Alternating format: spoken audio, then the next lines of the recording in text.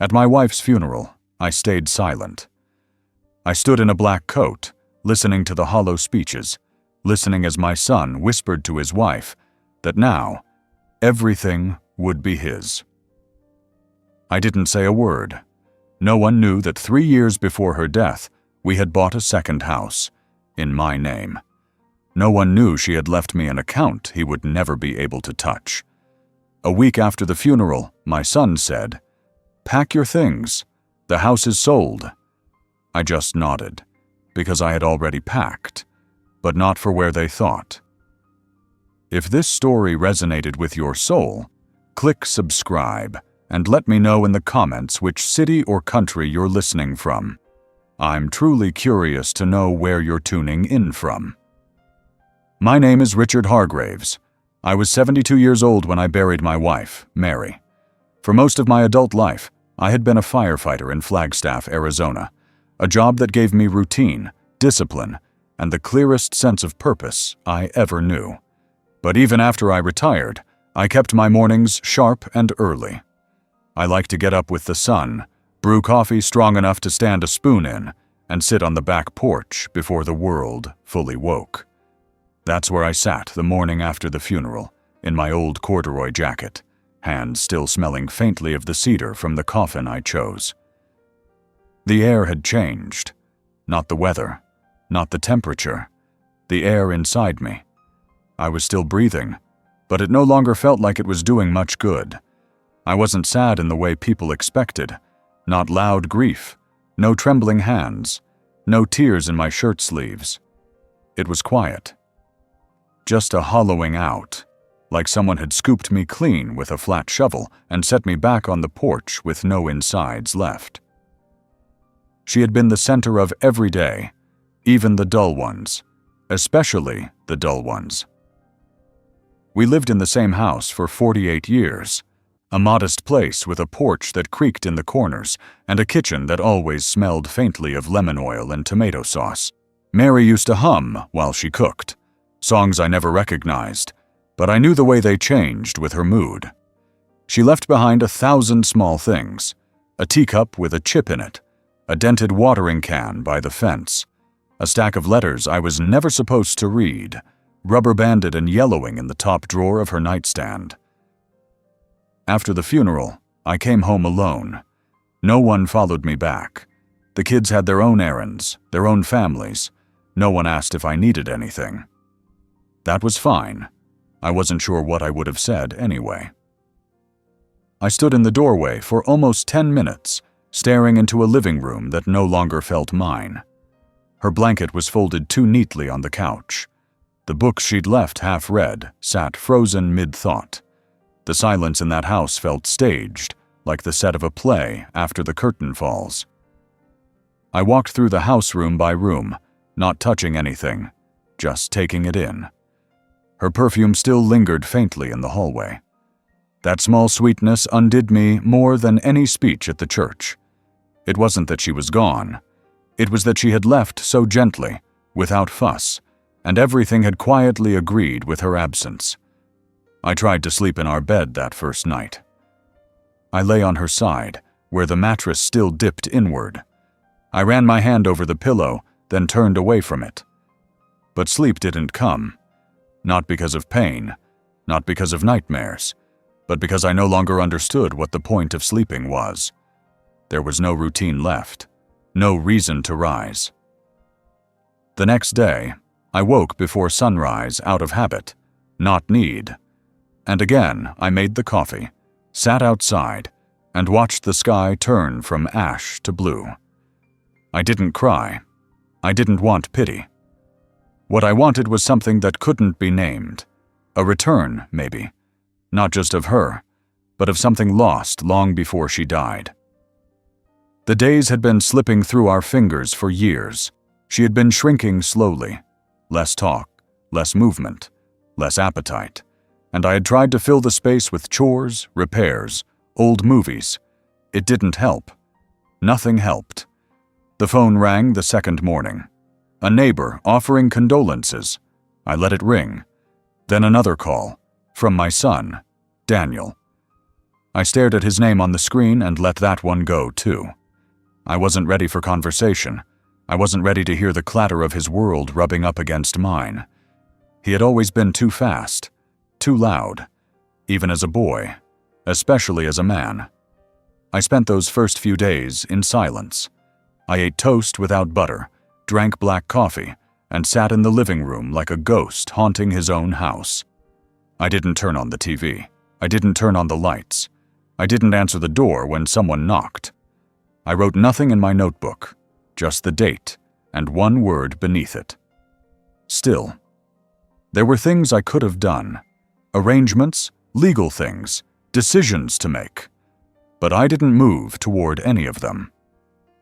Instead, I began to wander through the attic. I opened boxes we hadn't touched in decades. I found photos of Mary from before we married, laughing with friends I never met, her hair pinned up with little silver combs.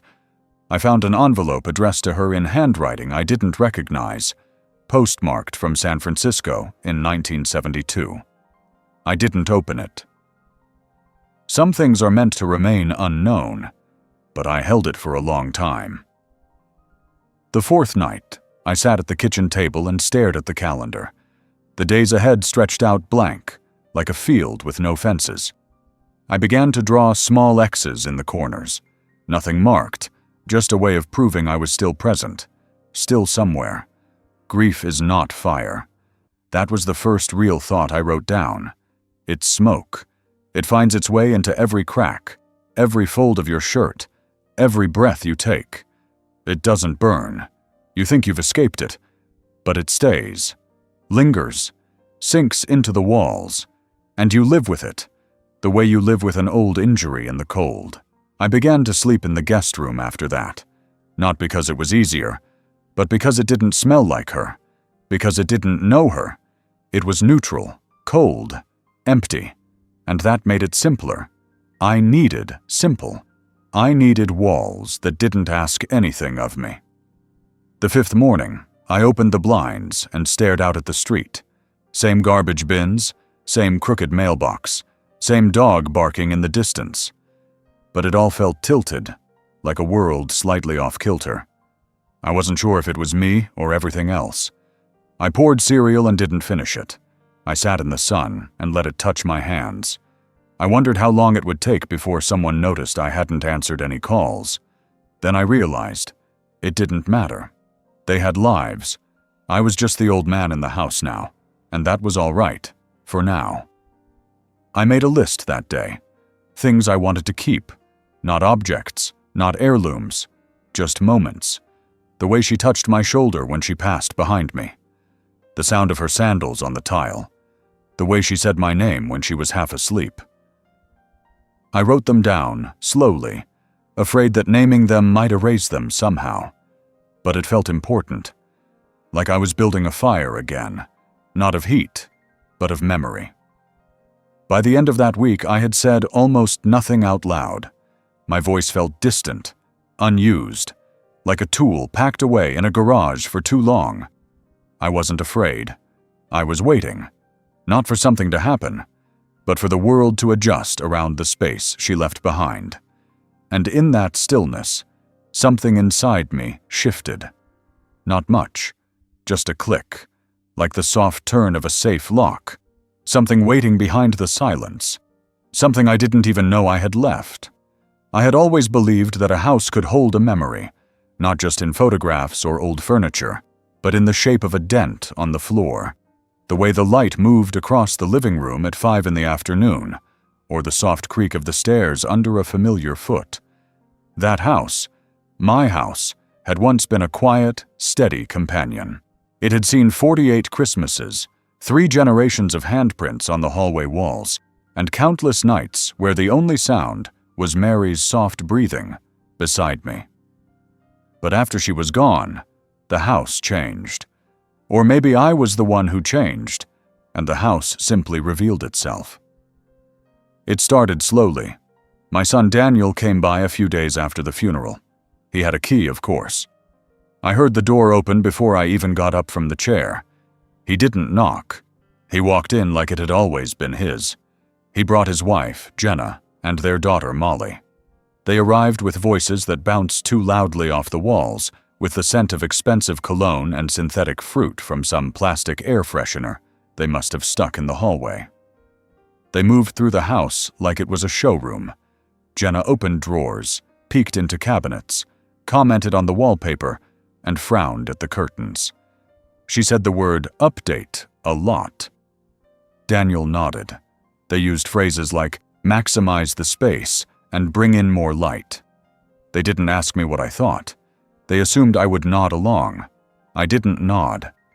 I just sat at the table, watching the lines between mine and theirs begin to blur. Jenna made her first real move when she brought in 3 cardboard boxes and labeled them donate, trash, and keep. She placed them in the living room beside Mary's piano, as if categorizing grief into neat compartments was an act of kindness. Daniel moved my recliner out of its spot by the window and said it would be better in the garage for now. They brought in a low, modern couch with stiff cushions that left no room for sinking. I didn't recognize the living room once they finished. The bookshelves were cleared, the framed wedding photos replaced with generic prints of golden wheat fields and abstract shapes. They offered me the guest room, said it would be quieter there, more convenient. My old bedroom, the one Mary and I had shared, became the nursery again. They were thinking of having another baby. Jenna painted the walls a soft pastel green. My clothes were moved without my help. My shaving kit was placed in a drawer next to a hairdryer that didn't belong to anyone I knew. I found my favorite flannel shirt shoved into a plastic bin in the garage, next to a pile of worn-out sneakers and a broken lamp. Dinner was no longer something I made. Jenna had a subscription to some meal delivery service. Tiny boxes arrived with color-coded instructions and ingredients measured to the gram. The kitchen became hers. I wasn't told not to touch anything, but the glances did the job well enough. My cast iron pan disappeared. So did the spice rack Mary loved. In its place was a row of sleek, unfamiliar containers labeled in minimalist fonts. They talked around me, not to me. Jenna asked Daniel if the couch delivery was scheduled, if the handyman had confirmed, if the cable was getting upgraded. Daniel answered in half-muttered sentences, eyes on his phone. Molly ran through the hall with a tablet blaring cartoons. I sat at the table with a cup of black coffee and watched the family unfold in a home I no longer recognized. At night, I could hear the hum of their conversations through the thin guest room wall. Laughter, television, phones ringing. The house sounded louder, busier, but none of it included me. I became a background fixture. Like the grandfather clock in the hallway, no one wound anymore. I kept to myself, rising early and going to bed before they did. I took to walking the neighborhood in the mornings, when the sky was still gray and quiet. The mailbox, once full of letters for Mary and me, now held flyers and coupons. Nothing with my name on it. Not really. There was a moment, quiet, passing, that stayed with me. I found Mary's gardening gloves in the shed. They were folded neatly on a shelf behind the fertilizer. Dirt still clung to the fingers. I held them for a long time, standing there in the dust and sun. When I brought them back inside and left them on the kitchen counter, I found them later in the trash. No explanation, no comment, just gone. Jenna mentioned an estate sale, casually, offhandedly. It would help declutter, she said, though not to me. I heard her telling Daniel she'd already contacted someone who could assess the antiques. Mary's antique table, the one she inherited from her grandmother, was covered with magazines and coffee mugs. Someone had scratched it. A long, careless drag of something sharp. I said nothing. I ran my finger along the mark, then walked away. Daniel started making decisions about utilities. One morning I realized the thermostat no longer responded. They'd installed a smart system controlled from his phone. I asked for the Wi-Fi password once, scribbled it in my notebook, but it was changed a few days later. The television only played what they queued up from their devices. My old DVDs sat in a dusty box by the door, unwatched, unwanted. One evening, they had guests over, friends of theirs from Jenna's side. I wasn't introduced. I stayed in the guest room, reading an old fire service manual.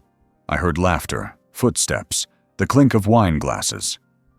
At some point, I stepped into the hallway just to stretch my legs and heard someone say, "Oh, is that her father?" I realized they meant me. I realized Jenna had called me her father to simplify things, to erase Mary. In the following days, I noticed framed photos of Mary disappearing. Not all at once, just one here, another there, replaced by pictures of Jenna's family, of vacations I hadn't been part of, a beach I'd never seen, a smiling group of faces I didn't know. The last photo of Mary left on the mantel was one of her with Daniel, taken years ago. Even that eventually vanished. I began eating in the garage, not out of bitterness, but because it was quieter. I kept a small electric kettle and a jar of instant coffee next to my toolbox. I used an old folding chair and balanced a plate on my knees. There was dignity in solitude, more than I could find in the echo of their conversations, the digital chirps of their devices, the way they spoke of me as though I were already gone. I tried not to keep count of the days, but I couldn't help it. I started marking small lines in my notebook, not out of desperation, but to measure the slow, deliberate erosion of the life I had built. It didn't collapse.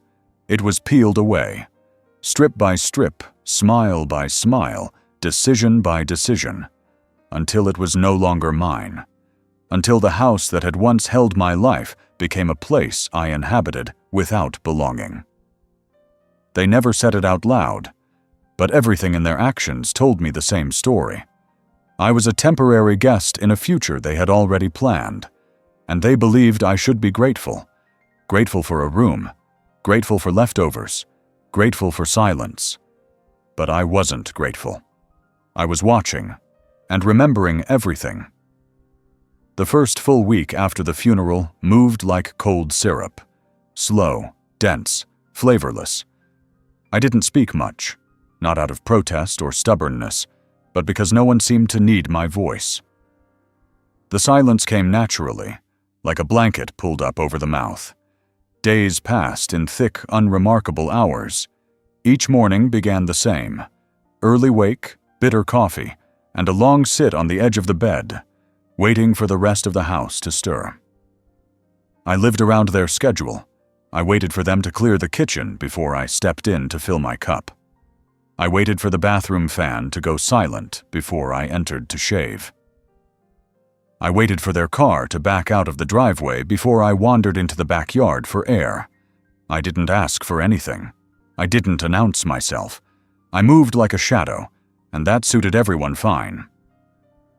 Jenna kept the music on in the afternoons, something electronic and rhythmically hollow, like the sound of a heart that had forgotten how to beat with feeling. Daniel worked from home most days. I heard his voice through the walls as he led meetings and gave directions to people I'd never meet. He spoke with confidence and urgency, tones I didn't recognize from the boy I'd raised. The authority in his voice didn't extend to our conversations, maybe because there were none. I avoided eye contact. I listened more than I wanted to. Small comments landed like needles. "The trash didn't go out last night," Jenna said once as she passed my chair, not looking at me. "The garage smells weird," she said another time, standing in the doorway but speaking as if to no one in particular.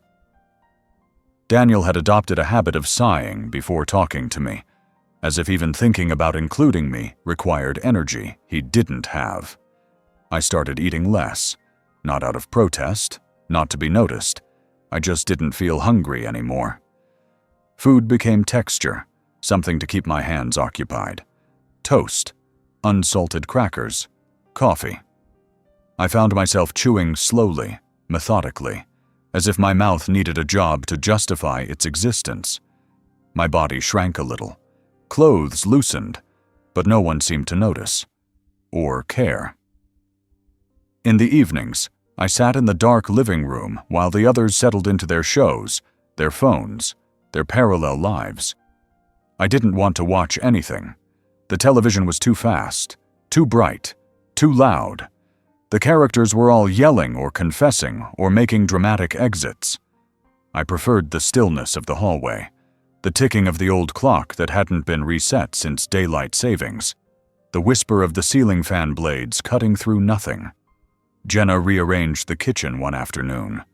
I watched from the hallway as she moved the mugs, labeled the spice jars, and tossed out what she called expired nonsense.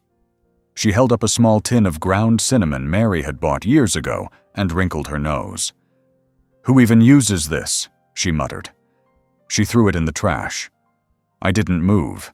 Later, I retrieved it, washed it, set it quietly in the garage on top of my old toolbox. The label was faded, the lid rusty. But when I opened it, the scent remained. Sweet, warm, stubborn. It was the smell of late October pies, of Mary's hands dusted with flour, of the last normal Thanksgiving before her illness. I closed the lid and left it there. Each day, I recorded nothing in particular, just one line in a notebook I kept folded under the mattress. Tuesday. Clouds moved faster than usual. Wednesday. The hot water ran cold before I was done. Thursday. No one said my name. I wrote these not to remember, but to verify that I had, in fact, been there, that I had survived another rotation of the clock without being erased. Molly, my granddaughter, barely looked at me. She was too young to remember the versions of me that mattered, the versions that lifted her into the sky with strong arms, who carried her on my shoulders through pumpkin patches, who built her a dollhouse from scraps of pine in the shed. Now I was a figure in the background, the quiet one, the old one, the one who didn't interrupt her cartoons. I had the same dream 3 nights in a row. In it, I was standing at the top of the basement stairs, holding a box of Mary's winter coats. The light was out. I couldn't see my feet.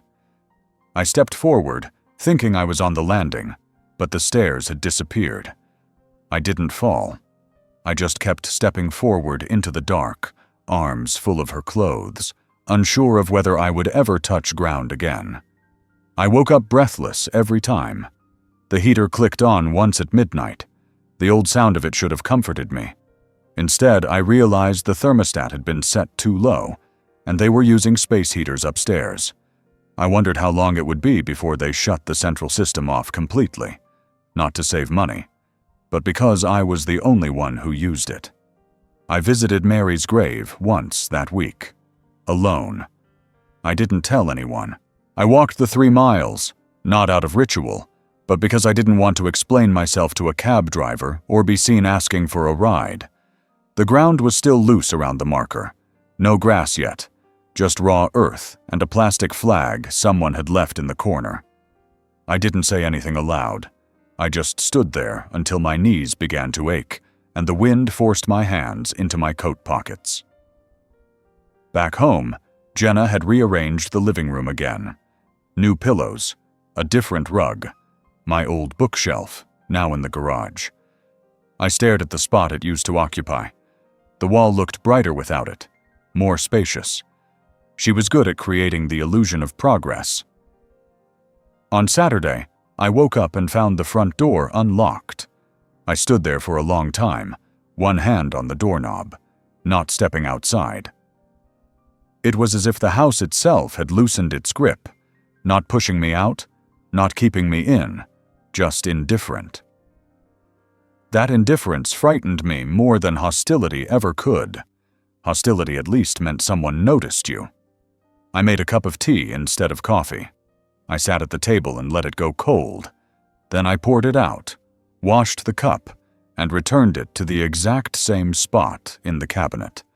Not one thing changed. That was the pattern. Every action erased itself. Every trace of me was wiped away within hours. The silence became the shape of my day. It curved around the edges of my thoughts. It softened my footsteps. It filled the spaces where once there had been questions, jokes, arguments, love. It was no longer an absence of sound. It was a presence in itself, heavy, settled. They didn't ask me what I was thinking. They didn't ask if I was okay. They didn't ask anything at all. So I gave them what they wanted. Nothing. It happened on a Tuesday. The sky was pale and overcast, the kind of washed-out gray that makes everything feel like it's waiting for something. I had spent most of the morning in the backyard, raking up damp leaves that no one asked me to touch. It wasn't fall anymore, not technically, but the tree in the corner of the yard clung to its last few stubborn leaves and dropped them without rhythm. I raked because it gave my hand something to do, and because no one noticed what I did anymore, unless it inconvenienced them. By midday, I'd changed my shirt and was sitting on the edge of the bed in the guest room. The sunlight came through the blinds in flat strips. There were sounds from upstairs, muffled footsteps, the clinking of glasses, the hum of voices lowered just enough to suggest secrecy, but not enough to fully hide it. I didn't move toward the noise. I had learned not to investigate. People who investigate are usually not meant to be included. A few minutes later, I heard the soft creak of the stairs. The steps were careful, deliberate. Then a knock, 2 short taps against the door frame, not the door itself. I turned my head. Daniel stood there. He didn't lean in. He didn't cross the threshold. He stood like someone trying to break bad news to a neighbor he didn't know well. His hands were in his pockets, eyes moving just enough to avoid mine. There was a pause, a breath. Then came the words. They weren't angry. They weren't cruel. They were delivered with the sterile tone of someone reading from a checklist. The house, he said, had been sold. The buyers were a young couple, expecting their first child. They loved the neighborhood. It would be a fresh start for them. Closing was scheduled in 3 weeks. I didn't answer. Not because I didn't understand, but because I understood too well. There was no question in his voice, no uncertainty. This wasn't a conversation. It was a conclusion. I wasn't being asked. I was being informed. My role had already been written in ink. He continued, speaking about logistics, where I could go next, what kind of options were available. A few pamphlets had been collected, just in case. He used the word transition. I remember that clearly, like this was a business merger or a new software rollout, not the eviction of a man from the home he had built, brick by quiet brick, over decades. I nodded once, slowly. Not because I agreed, but because silence was safer than protest. If I had spoken, my voice might have cracked, and I didn't want to give them the gift of my pain. He mistook the nod for understanding, or maybe even gratitude, and smiled slightly before stepping back and disappearing down the hallway. I stayed on the bed for a long time. I watched the shadows shift on the ceiling. I listened to the faint noise of a vacuum in another room, the soft chime of a phone notification, the distant bark of a neighbor's dog. The world was unchanged, and that was the strangest part of all. I had always thought moments like these would come with fanfare, thunder, or at least a rush of blood to the head. But instead, it was quiet, dry, administrative. Later that afternoon, I opened the closet. I didn't have much left. A few shirts, 2 pairs of pants, a jacket that no longer zipped all the way. My shoes were lined up neatly, though I hadn't worn the second pair in months. I took down a small canvas duffel bag, one I used during my years at the firehouse, and laid it on the bed. I started packing without thinking, not emotionally, not as a reaction, just mechanically. A shirt, a pair of socks, a photograph of Mary, the one where she was laughing into the wind near the Grand Canyon. It had been stuck in a book for years. I didn't know what I would need. I didn't know where I would go, but I had the sharp instinct that I wouldn't be allowed to linger. In the kitchen, I poured myself a glass of water. Jenna stood at the counter, arranging tulips in a ceramic vase I didn't recognize. She didn't look up. She just shifted slightly to make space for me at the sink, as if I were a stranger in a shared kitchen of a short-term rental. On the refrigerator, a magnet held a sheet of lined paper with a to-do list. Confirm painter, schedule inspection, box up garage. Underlined at the bottom, clear guest room by 20th. I stared at the date. 10 days. That's how long I had been given to vanish. No one had asked about my things. No one had asked where I might want to go. I was an object being relocated. Like a piece of furniture, they couldn't decide whether to donate or sell. They had already made the emotional departure from me months ago. Now they were making it official. That evening, I sat in the backyard again, this time without the rake. The air smelled of damp earth and lawn fertilizer. I looked at the fence I had repaired 15 years ago after a storm blew part of it down. I remembered sanding it with Mary while she hummed something I never identified. I looked at the corner where we once planted tomatoes and where now stood a plastic sandbox full of forgotten toys and ants. The yard didn't remember me anymore. Inside, I heard laughter. Something on the TV, Molly yelling with delight, Jenna shouting over the noise, Daniel's voice, relaxed, content. Life, as they knew it, moved on without pause. The man in the guest room had simply become one of the quieter props in the set, soon to be cleared away to make room for better lighting. I didn't go to dinner that night. I boiled a small potato in the microwave and ate it with salt, alone. No one knocked. No one asked. I cleaned the plate, returned it to the cupboard, and wrote a single line in my notebook. They decided for me. I didn't speak. I found the key later, in a tin box beneath a stack of old utility bills, a key to a door they didn't know existed. I turned it in my hand, like a coin. It felt warm, even though the house was cold. It was not a plan. Not yet. But it was something else, something I hadn't felt in days. Choice, even if quiet, even if small. It was still mine. I left early, before the sun had fully claimed the sky.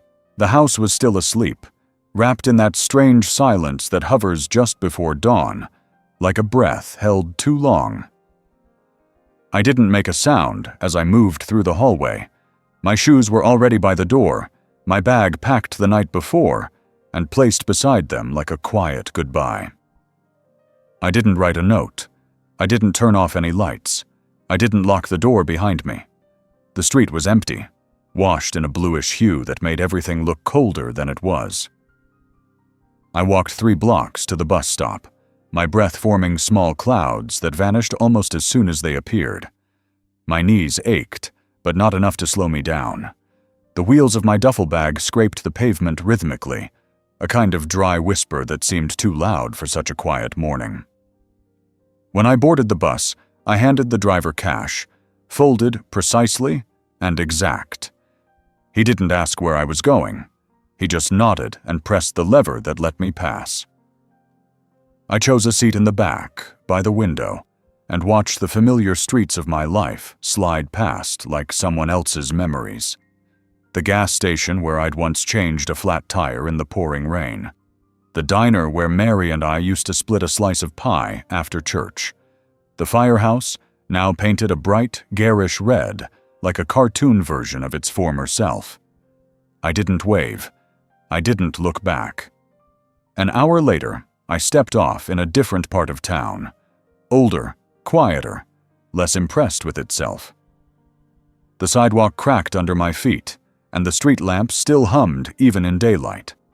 I made my way down an alley behind a row of worn brick buildings until I reached a narrow gate. The key I'd found days earlier fit perfectly into the old brass lock. When it clicked open, I felt it in my chest. The door to the second house creaked when I pushed it open. It smelled of age and wood and something faintly floral that had lingered long after its source was gone. I stood in the entryway for a long time, letting my eyes adjust to the dimness. Dust motes floated in the air like slow snowfall. Everything was just as I remembered, just as we had left it. Mary and I had bought the house quietly, with no fanfare, no announcement. It wasn't a secret out of shame or deception, but out of necessity. We needed a space that wasn't filled with noise and demands and obligations. It had been her idea, really. A backup, she called it. A place to retreat if the world grew too loud.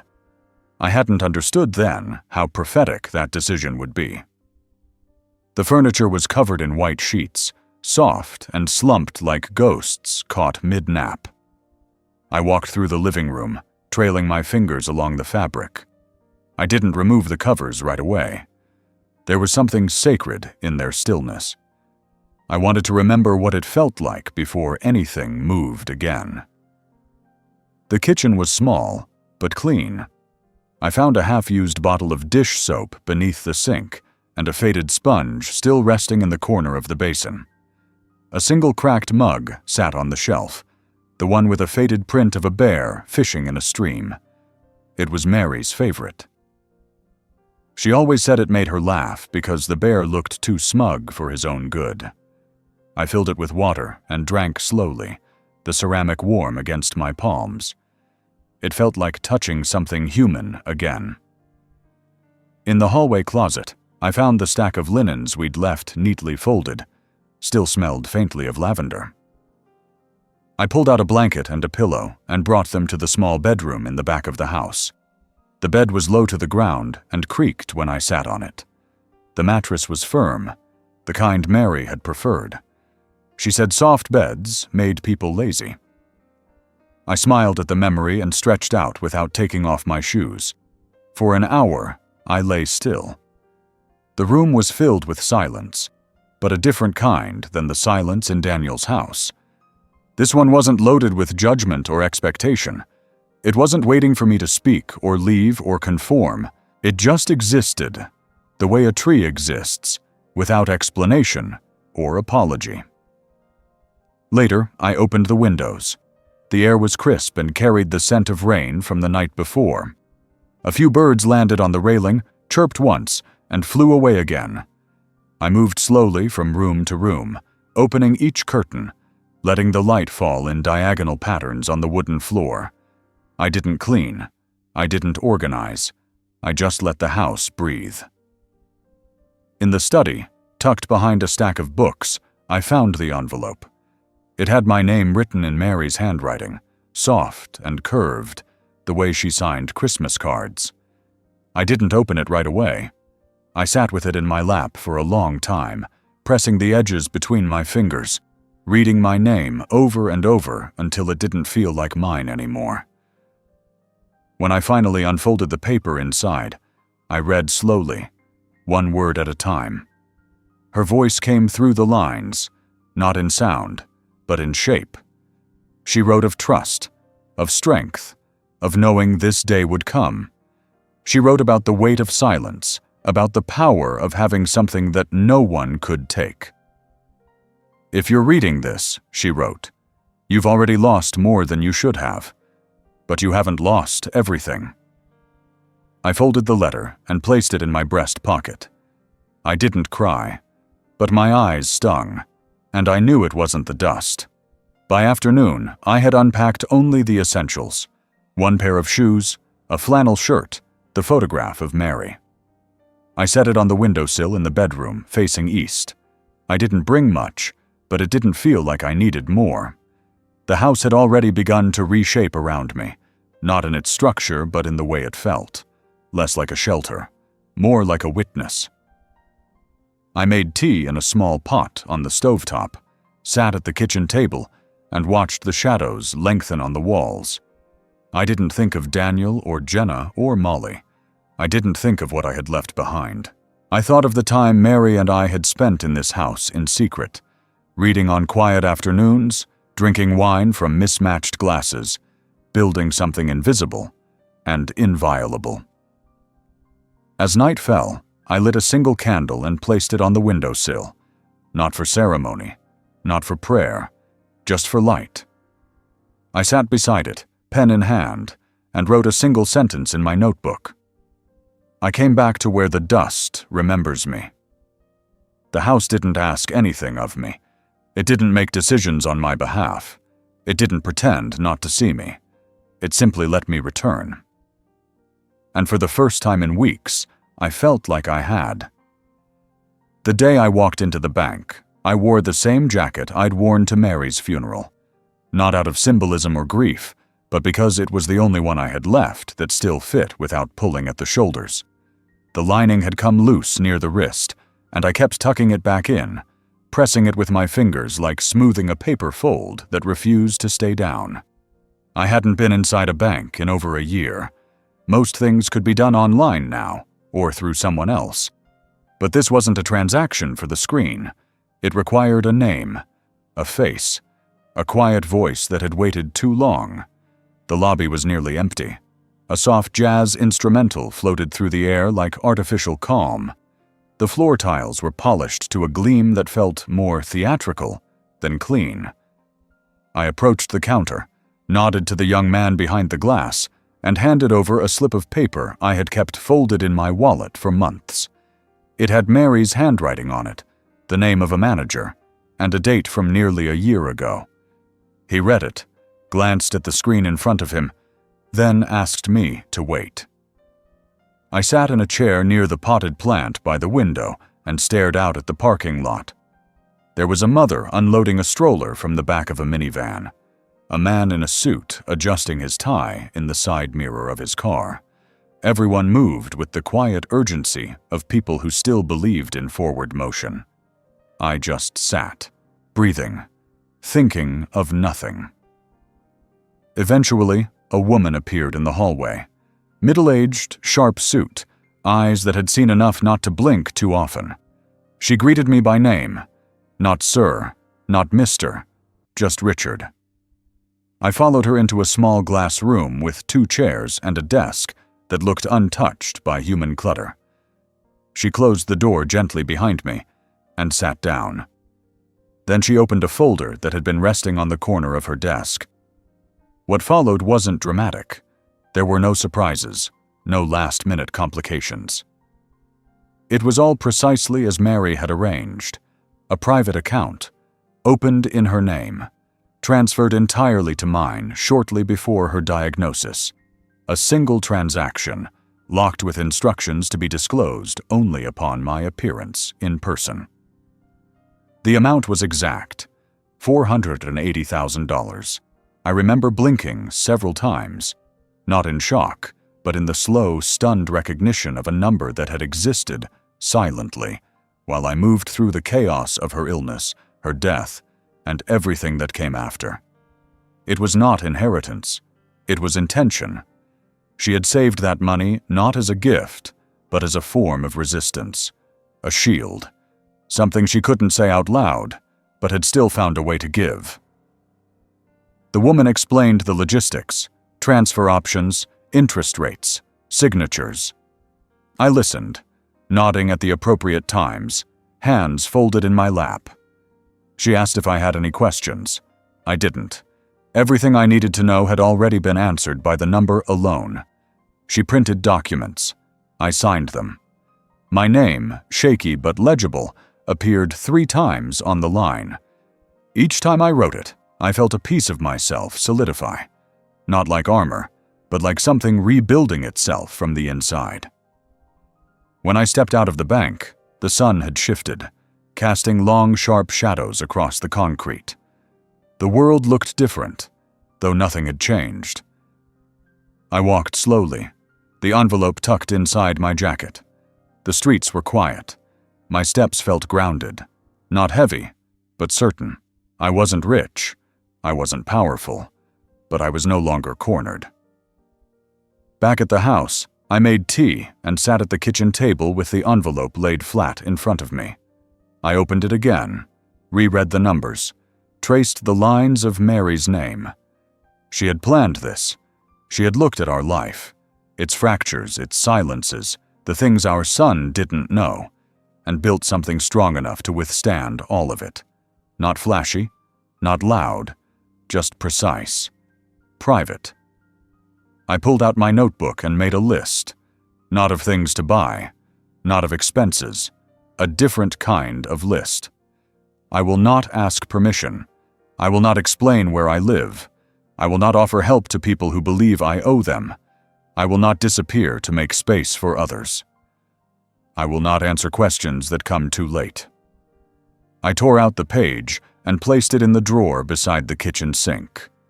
It wasn't a manifesto, just a reminder. Later that evening, I sat on the porch with the candle Mary had once bought at a craft fair downtown. It smelled like cedar and oranges. I lit it without ceremony, just to have something warm nearby. The wind had picked up, but I didn't move inside. I let it blow across my face, into my collar, down my sleeves, let it rattle the trees and whisper through the grass. For the first time in a long while, I felt no urge to resist the noise. The account wasn't just money, it was freedom, compressed, waiting. A breath I hadn't realized I'd been holding for years. And now, on that porch, with the sun slipping down behind the houses and the birds settling somewhere I couldn't see, I finally let it go. I exhaled, not from exhaustion, not from relief, but from the certainty that I had something no one could steal, something no one even knew to look for, a life, still mine. I always found myself standing at that window in the early hours, long before the sun made its full appearance. The kitchen in that house, though small, had a certain orientation that caught the morning light at just the right angle. It started as a faint glimmer, then a soft bloom, spilling across the counter and climbing up the walls as the day stretched its fingers. Mary used to call it our second sunrise. The first, she said, was the one the rest of the world saw. The second belonged only to us. In those quiet mornings, I didn't speak. I didn't turn on the lights or shuffle around in search of something to do. I simply stood there, letting the cold tile settle beneath my feet, hands wrapped around a chipped mug of black coffee. The window framed a simple view: overgrown hedges, a sagging wooden fence, and a narrow alleyway that led nowhere in particular. But that view was mine, untouched by judgment or intrusion. It didn't change, didn't react, didn't ask anything of me. It simply existed. That, I'd come to learn, was more than most people could manage. I began to notice the smallest movements in that window, the way the shadows fell across the sill, the shifting shapes of birds hopping through the hedges, the condensation that collected in the corners before the glass warmed. There was a rhythm to it all, a silent choreography I hadn't had time to see in the years that passed, like trains with no stops. One morning, I watched a squirrel tear through the fence line with half a granola bar in its mouth, chased by a bird no larger than my fist. I watched the dance unfold for nearly 5 minutes, absurd and unspectacular, but mesmerizing in its freedom. No one had told either creature where to be or what to want. They simply moved, acted, chose. I envied that more than I could admit, even to myself. The countertop beneath the window had aged, its surface marked by faint rings and knife scars from another life. I ran my hand across it sometimes, feeling for the grooves. It was a kind of reading, like Braille for the past. Here was where Mary had sliced apples for pie. There, a burn mark from when she'd left the kettle on too long. On the far end, a dent from when I dropped a hammer trying to hang the spice rack she never liked but kept anyway, because I had made it. Each mark told a story no one else could decipher. The cabinets above the window still held the same mismatched mugs we'd collected over the years. I didn't rearrange them. I didn't wipe the dust.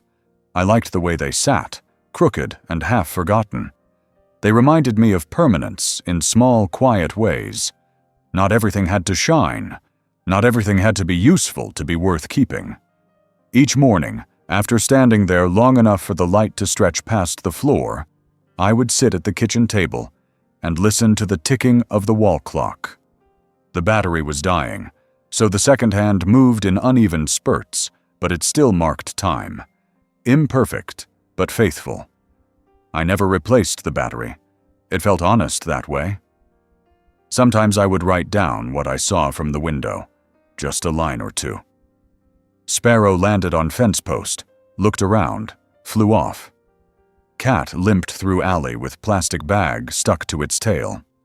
Sunlight hit the glass, bounced off the toaster, lit up Mary's spoon. These fragments filled the pages of a thin notebook I kept beside the salt. I didn't know why I wrote them. They weren't profound. They wouldn't be read. But it made the days feel like they had edges. The kitchen window faced east, and that meant heat in the summer. I'd open the window in June and let the warm air in while I washed a single plate or boiled water. The glass would fog sometimes, even in heat, and I'd draw shapes on it with my finger. Circles, lines. Once, I wrote Mary's name in the steam. I stood there until it faded. I rarely used the back door. It was just to the left of the window, a narrow frame with a brass handle that stuck if you didn't twist it just right. The screen was torn in the corner, and a draft would sneak in during the colder months. I left it like that. I liked knowing the world could enter if it wanted to. Not people, not noise, but wind, air, time. One morning, a small envelope was pushed under the door. No stamp, no return address. Just my name, written in block letters. Inside was a folded piece of paper with a quote from a book I didn't recognize. The hardest part isn't being alone, it's being forgotten by those you fed. I didn't need to guess who had sent it. I didn't need to respond. I slid the paper under the spice rack and didn't look at it again. It was in that kitchen, in the company of light and silence, that I began to feel the shape of something return. Not hope, not exactly, more like clarity, a recognition of self that had gone quiet under the weight of obligation. The kitchen didn't rush me. The window didn't ask for stories. They let me be a man in pause. I found myself humming once while slicing an orange. The sound surprised me. It wasn't a song I knew. It had no rhythm or melody, but it came from somewhere real. I let it go, let it hang in the air until it dissolved. I didn't try to bring it back. It was enough that it had come at all. I watched the seasons shift through that window, watched the leaves curl in on themselves, then fall. Watched the branches stand bare like bones in winter, then stretch again when spring returned. I measured time not by calendars, but by shadows, not by plans, but by mornings. That window became my ritual, my pulse, my daily reminder that the world turned whether or not anyone was watching. And as long as I stood there, coffee in hand, eyes open, breath steady, I hadn't disappeared. Not yet. Not entirely. The phone rang on a Thursday, just after noon. I had just finished washing a dish, a single plate with a smudge of mustard from the sandwich I'd eaten earlier, and I was drying it with the corner of an old t-shirt I used in place of towels. The sound startled me more than it should have. The landline hadn't rung since I'd returned to the house. I'd almost forgotten it was connected. I let it ring twice before answering. Not out of hesitation, but because I wanted to collect my breath. That number was one only a handful of people knew, and most of them were gone. I lifted the receiver with the same weight I might lift an unfamiliar object from the ground. Cautious, uncertain. It was Daniel. His voice came through the line, clipped and distant, like he wasn't calling from across town, but from another continent. He used my name too quickly, like it was a formality, not a connection. He asked how I was. I didn't answer. There was a pause. Then he asked where I'd gone, as if I'd vanished, as if I'd been misplaced like a jacket left behind at a restaurant. I said nothing, only breathed into the receiver. The silence stretched long enough that I could hear something faint in the background on his end. A child's voice, a television, the hum of a refrigerator, domestic noises I no longer belonged to. He said they had been worried, that Jenna had wanted to check in, that they weren't sure what I had planned. There was a trace of irritation behind his words, thinly disguised as concern. I could hear the calculation happening in real time, the way his sentences shifted depending on what I did not say. He was feeling his way in the dark, searching not for me, but for the edges of whatever decision I had made. When I still didn't respond, he got to the point. They were having trouble with the sale. The buyers had backed out, apparently. Something about financing or inspections or permits. He said the market had shifted, that the timing had been wrong. He mentioned repairs that would need to be made, upgrades, reinforcements. Every word stacked like bricks on top of each other, building the kind of financial wall he hadn't prepared to climb. He asked, gently at first, if I would be willing to help. Not with labor, not with the actual fixing, with money. A short-term loan, he said, just to float them until things stabilized. Nothing dramatic, nothing unreasonable, just a temporary solution from someone who had once been so good with saving. He tried to sound casual, but his voice betrayed him. It cracked in places, not from emotion, but from pressure. I imagined him standing in the kitchen I no longer entered, pinching the bridge of his nose, trying not to let Jenna hear the urgency in his voice. I said one word, "No." Then I hung up. The sound of the receiver landing back in place echoed in the kitchen, like a stone dropped in water. I stood there for a moment, hand still on the phone, not blinking. The house didn't move, the air didn't change, but something inside me settled. I returned to the sink and finished drying the plate. I placed it gently in the cabinet beside the others, all arranged like soldiers, perfectly spaced. The act felt ceremonial, final, like replacing a brick in a wall that had been breached and repaired. The next day, an envelope arrived. No return address. Inside was a letter, typed, printed on clean white paper. It was polite. It was desperate. It was filled with words like misunderstanding, family, responsibility. It outlined debts, bills, interest rates, future plans. I read it twice, not because I was unsure, but because I wanted to absorb the full shape of it. I folded it once, then again, then slid it into the back of a drawer filled with rubber bands and spare batteries. I didn't respond. I didn't even keep the envelope. I burned it that night, outside in the fire pit, and watched the paper curl and blacken without sound. In the following days, I thought less about Daniel and more about the rhythm that had returned to my life, the slowness, the quiet, the complete absence of performance. I woke when the sun rose, brewed my coffee, sat at the window, and let the light find me without asking where I'd been. I didn't tell anyone about the call. There was no one to tell, but even if there had been, I wouldn't have. It wasn't about drama or confrontation. It wasn't about revenge. It was about stillness, about reclaiming the right to be left alone, about choosing when and how to speak, and when not to. For the first time in a long while, I slept soundly that week. The kind of sleep that doesn't ask questions, the kind that doesn't drag you backwards into memory. I woke with no alarm, no agenda, no one expecting my attention. The phone rang again 2 days later. I didn't answer, and then it stopped ringing altogether. The folder had been in the bottom drawer of Mary's desk for years. It was made of brown leather, worn smooth at the edges, the corners slightly curled as if from long-held heat. I had opened it once, long ago, when she'd asked me to find a copy of our marriage certificate. Back then, I hadn't paid attention to anything else inside. It was just a folder. Now, in the silence of that small back room, it felt heavier than it should have, as if it had been absorbing time and intentions in secret. The desk sat beneath a window that faced west. The light came in sideways, golden and low in the afternoons. That day, the sun was soft, and the air outside hung with the smell of dust and early spring. I placed the folder on the desk and sat down in the same chair she used to occupy, its cushion still slightly compressed from years of her weight. My hands hesitated before opening it.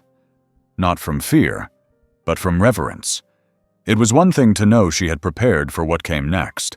It was another thing entirely to touch the proof. Inside were envelopes, labeled, stacked, methodical. Mary had been precise in everything she did, each section divided by a colored tab, one for the bank account, one for the house title, one for the secondary property deed, one for insurance, one for the foundation we had contributed to once, and then quietly forgotten. Every single paper was accounted for, perfectly aligned, with small notes in the margins in her handwriting, soft, tight script with a leftward tilt. I read through them one by one, slowly, absorbing not just the content, but the decisions behind them. These were not cold legalities.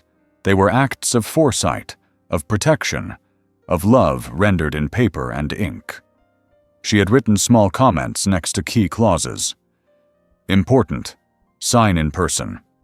Do not include Daniel. Read twice before submitting. They weren't instructions. They were whispers from a place of clarity. At the bottom of the folder was a sealed envelope. My name was on it in her hand. No address. No date. Just my name. I didn't open it right away. I let it rest beneath my palm as I exhaled and listened to the creak of the house settling. The walls didn't speak, but they pressed inward, aware of what was unfolding. I turned to the last section, a letter from her lawyer, addressed to her, dated 6 months before her death. It confirmed the transfer of the second house to my name only. It acknowledged her decision to remove our son from any future claims. It validated the steps she'd taken to protect the life she suspected might follow her absence. There was no bitterness in it, just clarity. I leaned back in the chair and let the letter rest on my chest. I stared at the ceiling, tracing the small crack in the plaster that curved like a river toward the light fixture. I remembered fixing that once, years ago, after a leak from the roof. It had been a messy job, and Mary had laughed at the way I tried to smooth the plaster with my thumb. Now it had returned, like everything eventually did. I opened the sealed envelope. It wasn't long, a page and a half, handwritten. She had written it in the past tense, as if she already knew I would read it on a quiet day, in solitude. She acknowledged the decisions. She explained why she'd chosen the silence of planning over confrontation. "You have always been a man who understood weight," she wrote. "You carried hoses through burning stairwells without speaking. You carried loss with your shoulders, not your mouth. So I gave you something to carry that would hold you too." I folded the letter gently and slid it back into the envelope. I placed it beneath my shirt, over my chest. I could feel the paper against my skin as I stood and opened the top drawer of the desk. Inside were items untouched since her passing: a pair of reading glasses, a pen that no longer worked, a watch I had given her the year Daniel was born. I left the letter there, folded beside the glasses. I didn't need to reread it. It had done its work. I gathered the legal documents, placed them into a new folder, and tied it with string. I walked to the fire pit in the backyard. The wind had picked up, just enough to stir the dry leaves that had gathered near the base of the fence. I sat for a moment, hands on the folder, listening to the whispering of branches. I wasn't angry. I wasn't vengeful. But I was done letting paper be the only thing that held boundaries in place. I didn't burn the documents. Not yet.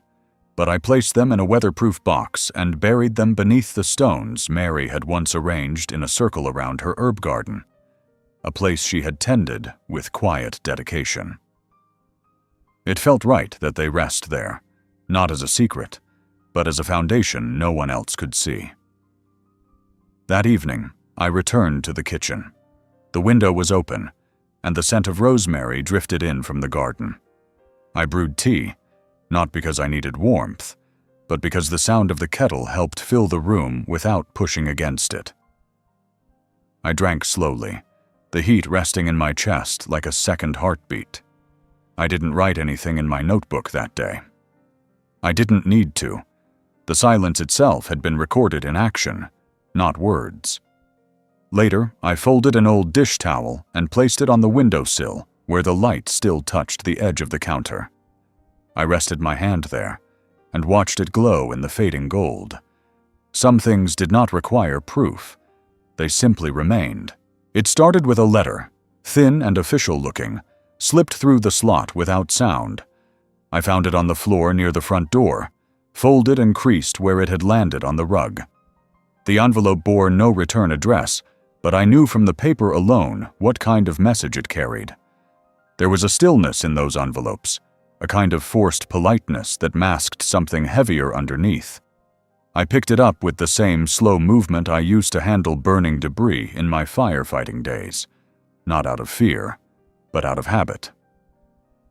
Inside was a formal notice, a change of title. The address of the house I had once lived in now belonged to someone else. A name I didn't recognize was listed as the new owner. It didn't sting the way it might have weeks before. The ache had dulled to a distant pulse, like an old scar that only flares in the rain. I read it once, folded it again, and set it in the drawer beside the window. I didn't need to keep it, but I didn't feel like throwing it away either. It wasn't the contents that mattered. It was the finality. The next day, I walked past the old house. I hadn't planned to. I'd taken the long route through town to buy a tin of coffee and a few candles, and without meaning to, my feet followed the familiar path until I was 3 houses away. The yard looked different. The overgrown hedge had been trimmed back. The broken swing on the porch had been removed. There were 2 bicycles leaning against the railing, small, bright, plastic, with training wheels and streamers. The front door was wide open, not just ajar, but fully open, like an invitation or an announcement. A breeze carried voices into the street, light, cheerful, unfamiliar. I slowed my pace. I didn't stop. I kept my hands in my pockets and my gaze soft. I didn't want to appear curious, though I was. Curious in the way you glance back at a building after it's burned down and been rebuilt. You know the walls aren't the same, but some part of you wants to confirm it. The windows had been washed. The curtains were new. A smell of fresh paint hung in the air, faint but sharp. Through the open door, I saw boxes stacked along the hallway wall, a lamp with no shade, a rolled-up rug, and a woman kneeling on the floor assembling a piece of furniture with an Allen wrench. She hummed as she worked. A child laughed somewhere deeper in the house. I walked past without being seen. That night, I sat on the porch of my own home, my second home, the one no one else knew about. The air was cooler than usual. The stars scattered across the sky in a silence that asked nothing of me. I sipped tea from a chipped mug and thought about the doors that open and close throughout a life. Some slam shut, others drift until they're quietly forgotten. But sometimes, someone leaves one open, and you're given a glimpse into a world you no longer belong to. The old house was no longer mine, not legally, not emotionally. It had become a structure, a shape inhabited by strangers who didn't know the sound of Mary's laugh echoing off the kitchen walls, who'd never watched the sunrise from the back steps in winter, who'd never stood in the laundry room during a thunderstorm, listening to the patter on the roof like distant applause. They would make new memories in those rooms, carve new grooves into the floorboards, argue in different corners, cry on unfamiliar couches. And that was how it should be. Still, there was something unsettling about seeing the front door open like that. The openness felt too easy, as if what had once been so hard to leave behind could now be entered without resistance. As if the house had simply shrugged us off and made space for the next performance. But I reminded myself that houses forget. They're not museums. They adapt. The walls absorb new stories, and the old ones fade like pencil on sunlit paper. The following morning, I received another envelope. This one was thicker, with handwriting I recognized, though barely. The return address was scribbled hastily in Daniel's script. Inside was a short letter. It was polite, tentative. He mentioned the house sale again, said things were finally falling into place, that they had moved in with Jenna's cousin temporarily, that Molly was adjusting to the new environment. He added that he had driven by the old property and noticed a few things still unresolved. I wasn't sure what that meant. I folded the letter and placed it beside the first one. I sat at the table for a long time that day. The light shifted across the room slowly, spilling gold onto the floor tiles. I didn't move. I let the stillness cover me like a second skin. I thought about the phrase "open door" and all the ways it could be interpreted: invitation, transition, escape, vulnerability. I had closed so many doors in my life, some with care, some with force. But the ones I remembered most were the ones left open, just long enough for someone to change their mind. In the afternoon, I took a walk, not toward the old neighborhood, but through the streets I hadn't yet explored. I passed empty lots, half-finished renovations, corner shops I'd never noticed. I walked until my legs grew tired and the sun dipped low. I returned home, unlocked my door, and stepped inside to the smell of quiet and the weight of air that hadn't been disturbed. The next time I passed the old house, the door was shut. A wreath had been hung on it, green plastic, out of season. I smiled at the absurdity of it. I imagined Mary laughing at the tackiness, nudging me to say something clever. I kept walking, hands in my pockets, head down. I didn't need to look again. That door was no longer mine. Back in my kitchen, I opened the window.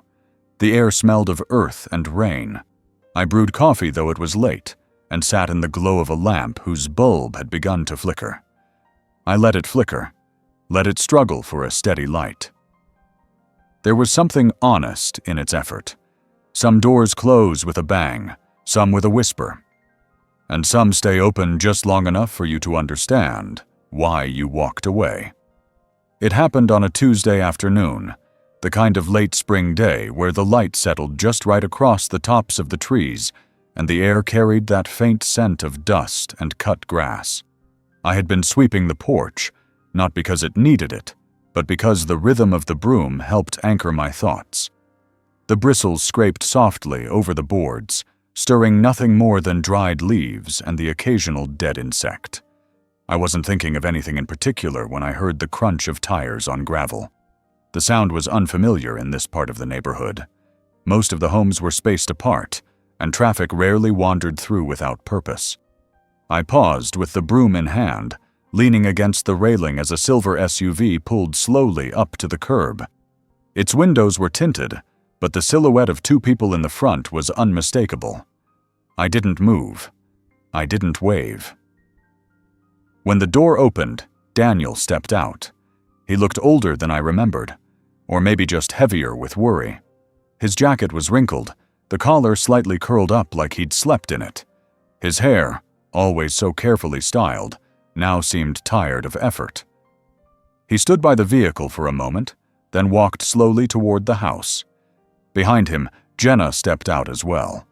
She held her arms crossed over her chest, sunglasses on, her mouth a straight, unreadable line. They both stopped at the bottom of the steps.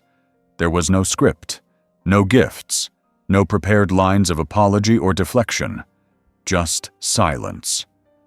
I stood with the broom still in my hand, letting the air stretch between us.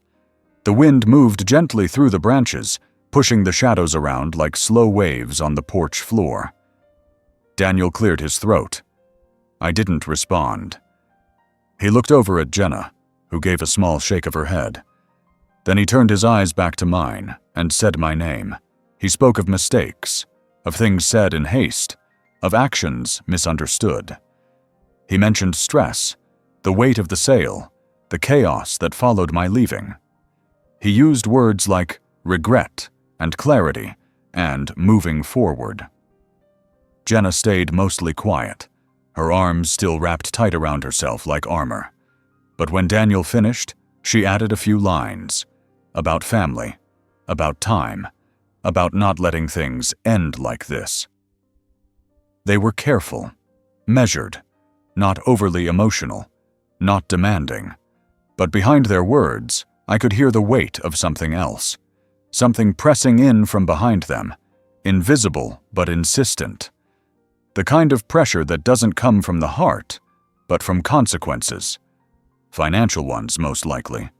Practical ones. The realization that I was not as disposable as they'd believed. Or maybe the realization that I had left, truly left, and didn't intend to come back. I didn't answer. I walked slowly down the steps, past them both, and toward the side gate that led to the garden. I didn't invite them in. I didn't ask them to follow. But they did. The garden had changed since they last saw it. I had cleared the weeds, restructured the beds, and planted herbs that reminded me of Mary's cooking. Rosemary, thyme, sage. The air smelled of earth and green things. The bench under the maple tree was where I sat every afternoon now, watching the light filter through the leaves. I took my seat on the bench. Daniel remained standing. Jenna stayed near the path, arms finally lowered, but her posture still guarded. They waited for me to say something. I looked out at the garden. I thought of all the things I could say. The years we had given them, the rooms we had built, the sacrifices, the softness that turned brittle, the dinner tables where conversation became correction, the slow shifting of respect into something transactional. But I said none of that. I didn't need to. I pointed to the garden bed nearest the porch. Daniel followed my gaze. There, growing steady and green, was a row of basil. At the base of the row, I had placed a small wooden marker. Nothing fancy, just a hand-carved tag with the word Mary etched into it. Beneath the soil was the letter she'd written to me, buried like a root. I let the silence speak for me. After a long minute, Daniel nodded. Once. Slowly. Then he turned to leave. Jenna followed. They didn't say goodbye. I watched them walk back to the car, get in, and drive off without looking back. The sound of the engine faded quickly, absorbed by the trees. The garden was still. The air was calm. I stood, returned to the porch, and leaned the broom against the wall. Then I went back inside. The tea kettle was still warm. I poured a cup and carried it to the window, where the light was shifting again, golden and low. I took one sip, and then another. And then I closed the door.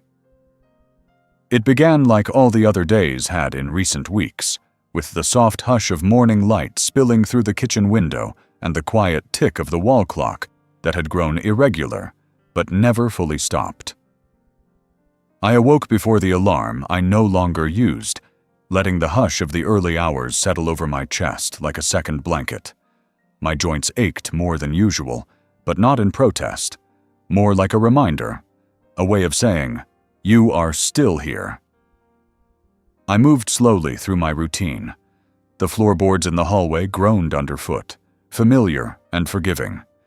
I made my coffee the way I always had, with the last spoonful of grounds from the tin. It would need to be refilled, but not today. Today, I would not leave the house. The world outside had gone quieter lately. Spring was softening into early summer, and the neighborhood had begun to quiet in the way only heat could demand. I opened the window just a crack, enough to let the scent of the earth drift in. Warm soil, blooming jasmine, a faint hint of pine. The wind carried no voices, no barking dogs, no bicycles screeching across the pavement. It felt like the air itself had agreed to stay still. I didn't speak that day. I had nothing I needed to say. I didn't play the radio, didn't answer the phone, didn't hum the half melodies that sometimes found their way up from memory. There was a strange comfort in the absence of sound, like being submerged in water without holding your breath. I walked through the house slowly, passing my hand along the edge of the hallway wall, letting my fingertips catch on the small imperfections in the paint. Chips, scratches, the slight warp where furniture had once rubbed too long in one place. The house was old enough now to carry memory in its bones, and I liked being reminded that even plaster and wood remembered where people had been. In the living room, I sat in my chair by the window and watched the shadows shift across the floor. A bird landed on the railing just outside, black-capped, cautious, curious.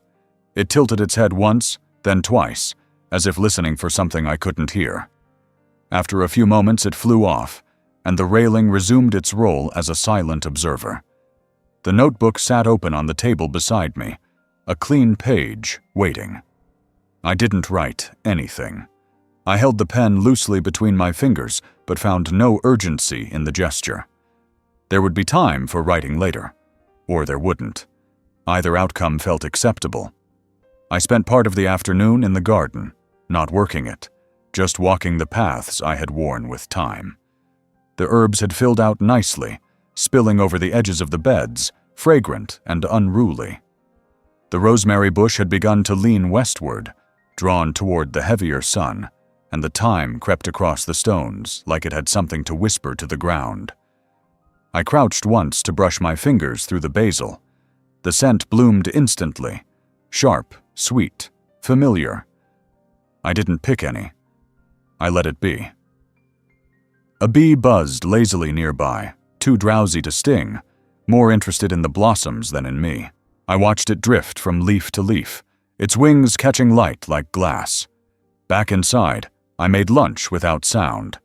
Bread, an apple, a piece of hard cheese I found in the back of the fridge. I ate at the kitchen table with the window open, the breeze lifting the edge of the tablecloth just slightly. It reminded me of something.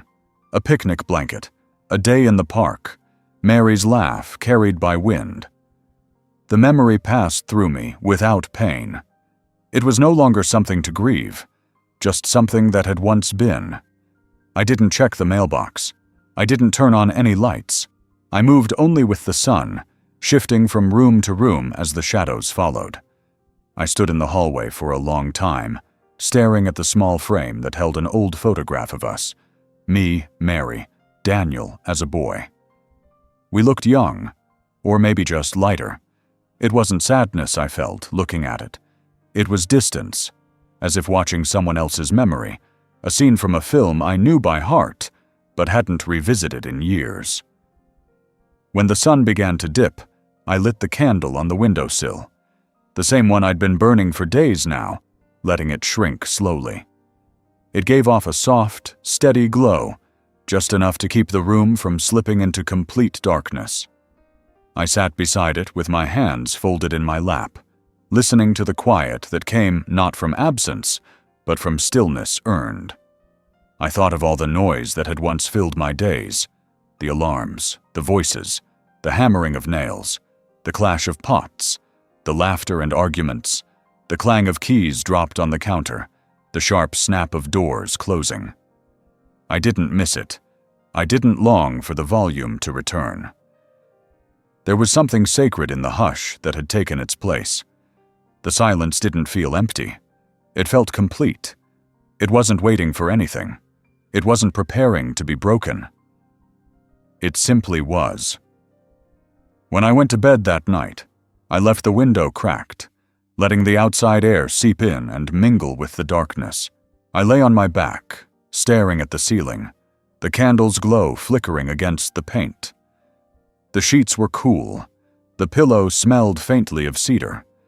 I closed my eyes and listened, and the house for once breathed with me. I woke just after dawn, before the birds had gathered the energy to sing, before the world had fully remembered itself.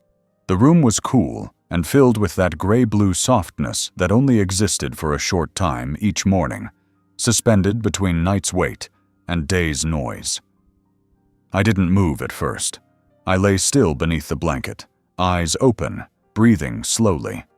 The air tasted like the garden, earthy, damp, with a trace of mint from the herbs near the window. It was quiet. not the silence of absence, but the quiet of balance. I had come to understand the difference. There had been silences that pressed in on me like fog, thick and withholding. And there was this, what filled the room now, a silence that gave space, not emptiness. A silence that breathed with me, not against me. When I finally sat up, I did so without thought, like a tree adjusting to the wind. I moved through the house slowly. There was no reason to hurry. The kettle still whistled like it always had, though a little softer now, as if it too had aged into something gentler. I brewed tea, not for alertness, but for warmth. The first sip didn't rush through me like it once did. It lingered, coating my throat, anchoring me in the moment. I opened the back door and stepped outside, barefoot. The stone was cool beneath my feet. The garden had grown wild in places, but not in a way that needed correction. The plants leaned into each other like old friends who didn't mind the closeness. Bees moved among the lavender and thyme with lazy purpose, and the wind played lightly through the branches, touching each leaf without disturbing the whole. I stood there, just breathing. I had read somewhere, long ago, that grief lived in the lungs, that it changed the shape of the breath, shortened it, made the chest feel tight. That made sense to me now. I remembered the months after Mary's diagnosis, when each inhale felt like it needed permission. The year after her death, when breathing itself seemed like something to apologize for. Even in those moments of calm, I had never been able to fill my lungs fully. But now, I could. I drew in air until my chest ached, held it, then let it go slowly. Again, and again. With each breath, I felt the shape of my life return. Not the life I had left behind, but the one I was quietly making room for. It wasn't grand, it wasn't loud, but it was mine.